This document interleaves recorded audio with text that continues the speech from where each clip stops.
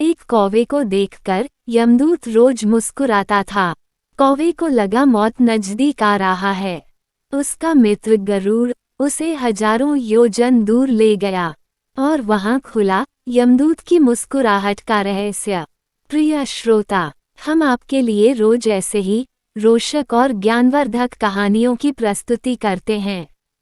यदि आप हमारे द्वारा प्रस्तुति की गई कहानियों का आनंद लेते हैं तो कृपया हमारे चैनल को सब्सक्राइब करना न भूलें। आपकी एक सब्सक्राइब हमारे लिए बहुमूल्य है। इससे हमें और मेहनत करने की प्रेरणा मिलती है। प्रिय श्रोता, तो आइए आज की कहानी शुरू करते हैं। एक कौवे की गरुड़ से दोस्ती हो गई थी। दोनों काफी समय साथ गुजारते थे। उनमें मित्रता इतनी गहरी हो गई थी कि आपस में कभी कोई बात नहीं छिपाते थे। एक दिन दोनों एक नदी के किनारे पेड़ पर बैठे बात कर रहे थे। तभी एक यमदूत उधर से गुजरा। वो कौवे को देखकर मुस्कुराया। गरुड़ और कौवे ने उस यमदूत को अनदेखा किया और अपनी बातों में लग गए। लेकिन अगले दिन फिर वही हुआ। दोनों बातें कर रहे थे, तभी यमदूत फिर उधर से गुजरा। वो फिर कौवे को देखकर मुस्कुराया। इस बार कौवे को कुछ शंका हुई। उसने गरुड़ से कहा कि ये यमदूत मुझे देखकर कल भी मुस्कुराया था और आज भी वैसे ही मुस्कुराया। कुछ गड़बड़ है। हो सकता है मेरी मृत्यु आने वाली है। गरुड़ ने उसे समझाया कि ऐसा कुछ नहीं है, ये एक संयोग भी हो सकता है। तुम चिंता मत करो। 2-3 दिन ऐसे ही चलता रहा। रोज यमदूत कौवे को देखकर मुस्कुराता। अब तो कौवे को यकीन हो गया कि निश्चित ही मेरी मौत नजदीक है। उसने गरुड़ से कहा, मित्र, मैं मरना नहीं चाहता, लेकिन ये यमदूत जरूर 1-2 दिन में मेरे प्राण निकाल कर ले जाएगा। ये रोज ही मुझे देखकर मुस्कुराता है। गरुड़ को भी लगा कि हो सकता है कौवे का शक सही हो।